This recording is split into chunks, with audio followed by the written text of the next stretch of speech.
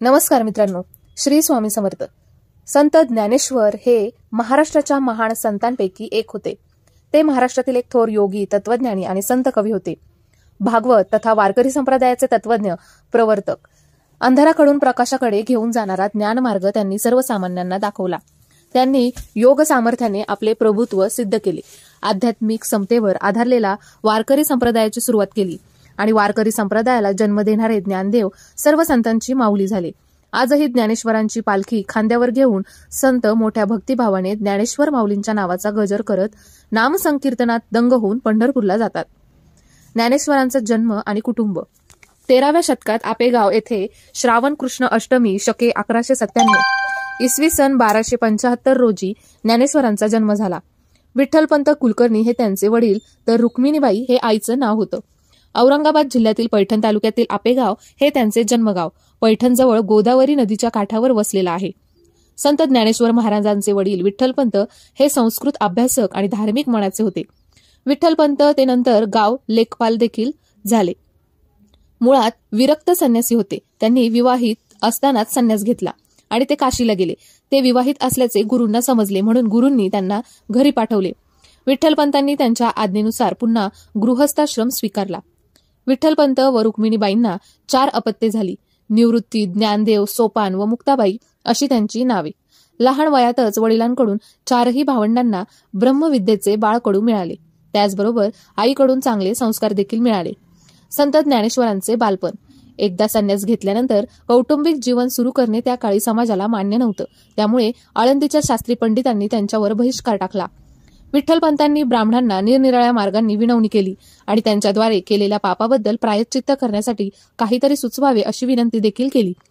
परंतु ब्राह्मणांमधील रूढीवादी घटक 1 इंचाची घसरण करण्यास आणि धागा समारंभास परवानगी देण्यास तयार नव्हते. शेवटी त्यांनी सर्व धार्मिक पुस्तकांचा उल्लेख केला आणि ते म्हणाले की जर विठ्ठलपंतांनी केलेल्या महान पापापासून मुक्त झाले असेल तर त्यांनी आणि त्यांची पत्नी रुक्मिणीबाई यांनी गंगा आणि यमुना परिषदेत आपल्या प्राणाची आहुती दिली पाहिजे. विठ्ठलपंत व रुक्मिणीबाई गावापासून दूर एकाच झोपडी बांधून राहू लागले. विठ्ठलपंत आणि रुक्मिणीबाई मुलांसह त्र्यंबकेश्वरला गेले. वाटेत ब्रह्मगिरीला प्रदक्षिणा घालताना निवृत्ती आणि त्यांची चुकामुक झाली. निवृत्ती 7 दिवस गहिनीनाथांच्या गुहेत राहिले. पुढे भावंडाची भेट झाल्यानंतर निवृत्तीनाथांनी त्यांना मिळालेले सर्व ज्ञान ज्ञानेश्वरांना दिले. त्याचवेळी ज्ञानेश्वरांनी निवृत्तीनाथांना गुरु केले. संन्यासाची मुले असे म्हणून त्यांचा समाजातील लोक अतिशय निष्ठुरपणे त्यांची हेटाळणी करीत असत. त्यांची केलेली विटंबना, उपेक्षा, हाल विठ्ठलपंत आणि रुक्मिणीबाई यांना सहन होत नव्हते. त्यांनी प्रायश्चित्त म्हणून जलसमाधी घेतली. त्यांना वाटले आपल्या मृत्यूनंतर तरी मुलांना ब्राह्मण समाजात स्थान मिळेल, परंतु तसे घडले नाही. आपल्या आईवडिलांच्या मृत्यूमुळे खचलेल्या निवृत्तीनाथांनी मोठ्या धाडसाने 2 लहान भाऊ बहिणींचे सांत्वन केले आणि आपल्या वडिलांच्या इतर नातेवाईकांकडून कमीत कमी आधार मिळावा म्हणून आपेगावला गेले. परंतु विठ्ठलपंत यांच्या अनुपस्थितीत आपेगाव येथील सर्व नातेवाईकांनी यांना बेघर आणि निर्जन अनाथांसाठी दरवाजे बंद केले. त्यानंतर ही भावंडे परत आळंदीला गेली. तिथे गेल्यावर समाज त्यांचा स्वीकार करेल असं वाटलं होतं, परंतु तसं झालं नाही. उलट त्यांना अन्न आणि पाणी यांसारख्या मूलभूत गोष्टीही नाकारण्यात आल्या. पुढे ही भावंड शुद्धीपत्र मिळवण्यासाठी पैठणला गेली. तिथे ब्रह्मसभेत प्रार्थना करूनही त्यांना शुद्धीपत्र मिळालं नाही. मग संन्यासांची मुले म्हणून कुस्तीत नजरेने लोक त्यांच्याकडे पाहू लागले. तुमच्या मुंजीस धर्मशास्त्राची परवानगी नाही असं शेवटी त्यांना सांगण्यात आलं.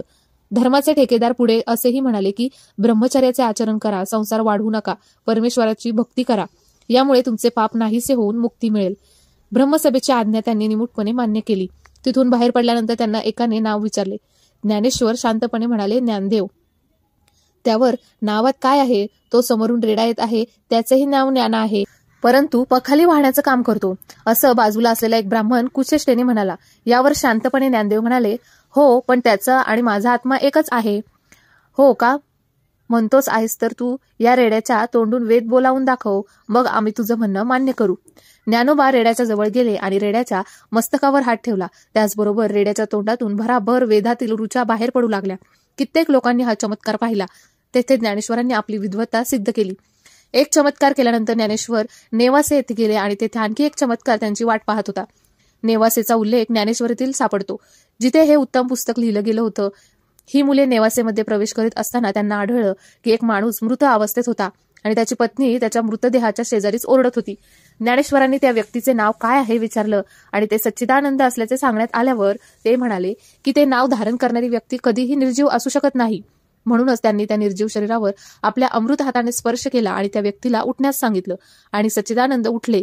याच सच्चिदानंदाने नंतर ज्ञानेश्वरीचे लेखक म्हणून काम केले, जेव्हा ज्ञानेश्वरांनी त्यांच्या उत्तम पुस्तकाची रचना केली. संत ज्ञानेश्वरांचे आध्यात्मिक कार्य. तो भाग्याचा दिवस उजडला जेव्हा पैठणवरून आळंदीला जाताना ही मुले नेवाशाला थांबली. मुळातच दैवी प्रतिभेचे देणे लाभलेल्या ज्ञानेश्वरांच्या हातून गीतेचा प्राकृत भाषेत अनुवाद असलेला भावार्थ दीपिका हा ग्रंथ तिथेच लिहिला गेला. किती कल्पनांचा, उपमांचा, अलंकाराचा वापर त्यांनी केला आहे. ती वाचताना माणूस मंत्रमुग्ध होतो. त्यांचं साहित्य म्हणजे आत्मानुभवाचा सागरच आहे. तत्कालीन अस्तित्वात असलेल्या सर्व तात्विक पुस्तकांचे जीवनाचे वेगवेगळे सिद्धांत, त्यांच्या काळातील लोकांच्या प्रथा व शिष्टाचाराचे ज्ञान आणि पुस्तकातून स्पष्ट झालेल्या अशा सर्व गोष्टी वाचकांना आश्चर्यचकित करतात. जे पिंडी ते ब्रह्मांडी हे मान्य करून या विश्वातील मानवाचं स्थान काय आहे, ती शक्ती कुठं आहे याचा शोध कसा घ्यायचा, त्यासाठी जप, तप, ध्यान, धारणा ही तंत्र शोधून काढली. या तंत्राचा वापर केल्यानंतर लक्षात आलं की जर या शक्तीचा वापर केला तर माणसाच्या मूळ स्वरूपाचं रहस्य मिळू शकतं. यावर विचार करून आत्मशोधाला सुरुवात झाली. आत्मिक शक्तीचा वापर करून असाध्य ते साध्य करण्याचे सामर्थ्य माणसांमध्ये आहे, हे ज्ञानेश्वरांनी केलेल्या अनेक चमत्कारावरून लक्षात येतं. कधी रेड्याच्या तोंडून श्लोक बोलावून घेतले, कधी पाठीवर मांडे भाजवले, तर कधी भिंत चालवली. विज्ञानाचा आणि अध्यात्माचा उद्देश एकच, तो म्हणजे मानवाचे कल्याण. ज्ञानाच्या मार्गाने जीवन सुखी करणे, जगाच्या कल्याणाचा संतांच्या विभूती याचा प्रत्यय ज्ञानेश्वरांच्या आध्यात्मिक प्रवासातून सर्व संतांनी व सामान्यांनी अनुभवला. भावार्थ दीपिका म्हणजे ज्ञानेश्वरी, अमृतानुभव, चांगदेव पासष्टी व हरिपाठाचे अभंग अशा विश्वकल्याण करणाऱ्या साहित्याची किंवा काव्याची निर्मिती केली. सर्वसामान्यांना समजेल उमजेल अशा भाषेत रचना करून अध्यात्माचे ज्ञानामृत समाजाला दिले. संत ज्ञानेश्वरांनी अत्यंत रसाळ भाषेत भावार्थ दीपिका हा ग्रंथ लिहिला, तोही वयाच्या 16व्या वर्षी. खरं तर हा चमत्कारच वाटावा असे असंभव कार्य त्यांनी केलं. त्यांच्याकडे अफाट बुद्धिमत्ता होतीच. वेद, पुराण, गीता यांचे ज्ञान त्या 4ही भावंडांना बालवयातच वडिलांनी दिले. ज्ञानेश्वरांनी पसायदान लिहिले, जे लोकांच्या सामान्य आरोग्यासाठी प्रार्थना आहे. ज्ञानेश्वरीच्या शेवटी पसायदानाचा समावेश आहे. भागवत, धर्म हा सर्वांसाठीच समान आहे असं सांगितलं. सर्व एकाच ईश्वराची लेकरे आहेत. वारकरी संप्रदायाचा जो आचार धर्म आहे तो कोणीही आचरणात आणून ईश्वर प्राप्ती करू शकतो. अशा साध्या सोप्या शब्दात त्यांनी रंजल्या गांजल्या लोकांना भक्तीचा मार्ग दाखवला. बुद्धीच्या पलीकडे जाऊन मनाला जागवण्याचं काम अध्यात्माद्वारे होतं. अध्यात्म म्हणजे माणसाच्या अंतर्जगातला शोध होय. या शोधाचं चैतन्याचे सरोवर मिळते. ते चैतन्य म्हणजे परमेश्वर. ही जाणीव जेव्हा होते तेव्हा जगण्याची परिभाषाच बदलते. संत ज्ञानदेवांना जी विश्वरूपाची अनुभूती आली ती त्यांनी विश्व कल्याणासाठी वापरली. ईश्वराला प्रार्थना करून पसायदानाची निर्मिती केली. हरिपाठामध्ये ज्ञानेश्वरांनी 27 अभंगामध्ये हरिभक्तीची श्रेष्ठता सांगितली आहे. हरींचं नामस्मरण करण्यासाठी रामकृष्ण हरी हा मंत्र सांगितला. जर या मंत्राचं उच्चारण केलं तर अनंत जन्माची पुण्यप्राप्ती त्यातून होते. संजीवनी मंत्र असलेलं हे नामस्मरण माणसाचं जीवन सुख समृद्धीकडे घेऊन जाईल असेही ज्ञानदेवांनी या अभंगातून सुचवलं आहे. हरिमुखे म्हणा, हरिमुखे म्हणा, पुण्याची गणना कोण करी. अतिशय तरल शब्दात ज्ञानदेवांनी अभंग रचना केल्या. ज्ञानदेवांचे शब्द म्हणजे जसे अमृत कण कोवळे इतके नाजूक आहेत. त्या शब्दांचे सामर्थ्य इतके प्रचंड आहे की 700 वर्षापेक्षा जास्त काळ लोटला तरी त्या अभंगाची गोडी तेवढीच अवीट आहे. ते आजही सर्वांच्या मनावर राज्य करतात. संत ज्ञानदेवांची भाषा इतकी काही मदाळ आहे की त्या शब्दांची गोडी एकदा चाकली की कायमचं अंतःकरणात भिनत जातं. त्यांच्या मुखातून निघालेले शब्द सुगंधित होतात. त्या शब्दांचा नाद मनात रुंजी घालतो. त्यांच्या शब्दांचा स्पर्श जेव्हा कानाला होतो तेव्हा मन आपोआप शांत होतं. ज्ञानदेवांच्या शब्दाचे सौंदर्य रूप, रंग, गंध घेऊनच जन्माला येते. त्यांचे अभंगातीलच नव्हे तर ज्ञानेश्वरी, अमृतानुभव, चांगदेव पासष्टी या सर्व ग्रंथातील शब्दांना मधुरता लाभलेली आहे. चांगदेव पासष्टी या ग्रंथाद्वारे त्यांनी योगी चांगदेवांचा अहंकार दूर करण्यासाठी त्यांना उपदेश केला. त्या काळी चांगदेव हे महान योगी समजले जात. त्यांना त्यांच्या विद्वत्तेचा गर्व झाला. हे ज्ञानेश्वरांच्या लक्षात आले तेव्हा त्यांनी उपदेशपर लिहिलेले 65 ओव्यांचे पत्र चांगदेवांना पाठवले. पत्रामध्ये त्यांनी अद्वैत सिद्धांतांचे अप्रतिम वर्णन केलं आहे. देवदर्शनामुळे देवाच्या प्रति मनात भाव उत्पन्न होतो. देवाचा जो भाव मनामध्ये निर्माण झाला आहे त्यातून भक्ती प्रकट होते आणि हीच भक्ती देवाला आवडते. परमेश्वर नामस्मरणामुळे मन आणि चित्त कर्मटपणापासून परमेश्वर लांब राहतो. परमेश्वराला शुद्ध भाव आवडतो. अहंकारी मनात देव कधीच वास करत नाही. सांसारिक मोहमाया माणसाला सदैव जखडून ठेवते. म्हणूनच ज्ञानेश्वर महाराज म्हणतात, आपुली आपण करा सोडवणं, संसार बंधन तोडा वेगी. प्रत्येकाने ही गोष्ट लक्षात घेतली पाहिजे. प्रत्येक व्यक्तीला मोहमायेतून स्वतःलाच सोडवून घेता आलं पाहिजे. जेवढ्या लवकर ही गोष्ट कळेल तेवढ्या लवकर परमेश्वर प्राप्ती होऊ शकेल. सांसारिक गरजा कधीच संपत नाहीत. एक संपली की दुसरी उभी राहते.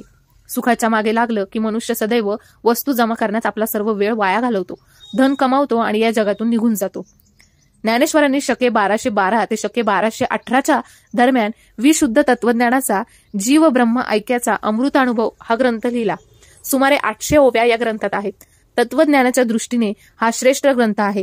त्यांच्या प्रज्ञेचा अगदी स्वतंत्र असा उत्कर्ष अमृतानुभव हा ग्रंथ आहे, ज्यामध्ये त्यांनी योग आणि तत्वज्ञानातील आपले अनुभव सांगितले आहेत, ज्या योगे आम्हाला अमृताचा अनुभव मिळेल. संत ज्ञानेश्वर यांनी कर्माच्या 3 पायऱ्या सांगितल्या आहेत. प्रथम आपण संकल्प करतो, मग कार्य करतो आणि त्यानंतर फळ मिळतं. जे कार्य आपण करतो ते करण्यासाठी परमेश्वराने माझी नेमणूक केली आहे या भावनेतून करावे. कर्मासाठी प्रभूची मदत घेऊन जे फळ मिळेल ते फळही त्या ईश्वरालाच अर्पण करावे. एकदा एक साधक ज्ञानेश्वरांना विचारतात, हे माऊली, काय केले असता देव लवकर प्रसन्न होईल? तो रस्ता तुम्हीच आम्हाला दाखवा. या प्रश्नाला उत्तर देताना ज्ञानेश्वर महाराज म्हणतात, कैसेनी दैवत प्रसन्न त्वरित उगार आहे निवांत शिनसिवाया.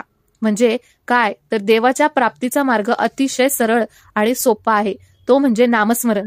परमेश्वरा प्राप्तीसाठी कुठेही जाण्याची गरज नाही, कुठलीही धावपळ करायची गरज नाही. उगाच स्वतःला दमून घेतलं म्हणजे परमेश्वर मिळतोच असं नाही. तो आपल्या हृदयात आहे, फक्त आपण त्याच्यापर्यंत पोहोचत नाही किंवा त्याला जाणून घेत नाही, म्हणून तो आपल्याला दिसत नाही. आता सांगितलेल्या कामांशिवाय ज्ञानेश्वरांनी बनवलेल्या सुमारे 1200 अभंगाची रचना असलेल्या सांगितले गेलं आहे. परंतु त्यांच्या जवळच्या तपासणीत असं दिसून आलं आहे की त्या सर्व समान दर्जाच्या नाहीत. शब्दांच्या वापराच्या शैलीनुसार त्यातील कल्पना आणि तत्वज्ञानाने आपण असे म्हणू शकतो की यापैकी केवळ 200 ते 300 अभंग ही ज्ञानेश्वरांनीच रचलेली असावी आणि इतर लेखकांनी रचले आणि त्यास छेदलेले आहेत. वारकरी संप्रदायासह ज्ञानेश्वरांना सर्वच भक्त प्रेमाने माऊली म्हणतात. त्यांनी वाङ्मय निर्मितीचे अभूतपूर्व कार्य केलं. चंद्रभागेच्या भूमीत आध्यात्मिक लोकशाहीचं बीज रोवण्याचा यशस्वी प्रयत्न केला. त्यांनी वारकरी संप्रदायाचा व भागवत धर्माचा पाया रचण्याचं अभूतपूर्व कार्य केलं. संत नामदेव, संत गोरो कुंभार, संत सावतामाळी, संत नरहरी सोनार, संत चोखामेळा या समकालीन संत प्रभावळीचे अनौपचारिक नेतृत्व करत संत ज्ञानेश्वरांनी अध्यात्माच्या क्षेत्रात समानता प्रस्थापित करण्याचा प्रयत्न केला. समाधी अमृतानुभव रचल्यानंतर ज्ञानेश्वर नामदेव आणि आपल्या काळातील इतर संतांसह पवित्र ठिकाणी भेट देण्यासाठी गेले. तीर्थावली म्हणून ओळखल्या जाणाऱ्या अभंगामध्ये नामदेव यांनी त्यांच्या पवित्र स्थळांना दिलेल्या भेटीचे ग्राफिक वर्णन दिले आहे, ज्यावरून आपल्याला माहिती आहे की ज्ञानेश्वरांनी आपल्या काळातील अनेक पवित्र ठिकाणी भेट दिली होती. त्यांनी पवित्र ठिकाणी भेटी पूर्ण केल्यावर ज्ञानेश्वरांना वाटलं की आपल्या जीवनाचे ध्येय संपले आहे, म्हणूनच त्यांनी थेट समाधी घेण्याचा मानस व्यक्त केला. जेव्हा त्यांच्या सर्व सहकार्यांना हे माहीत झालं तेव्हा त्यांना ज्ञानाचा हा महासागर त्यांच्यातून सोडत असल्याबद्दल त्यांना वाईट वाटलं, पण ज्ञानेश्वर आपल्या निर्णयावर ठाम होते. शेवटी 1296 मधील कार्तिकच्या उत्तरार्धात दिवशी ज्ञानेश्वर महाराजांनी आळंदी येथे थेट समाधी घेतली. ज्ञानदेवाने त्यांच्या या अभंगात समाधीचे अभंग म्हणून ओळखल्या जाणाऱ्या या हृदयद्रावक घटनेचा अहवाल चित्रित केला आहे. ज्ञानेश्वर निघून गेल्यानंतर त्यांच्या भावंडांनीही या जगात आपले अस्तित्व संपवण्याचं ठरवलं आणि ज्ञानेश्वर महाराजांच्या समाधीपासून 1 वर्षाच्या आतच ते सर्व या नाशवंत जगाला सोडून गेले. अशा प्रकारे विठ्ठलपंतांच्या या 4ही मुलांचे दुःखद जीवन संपले.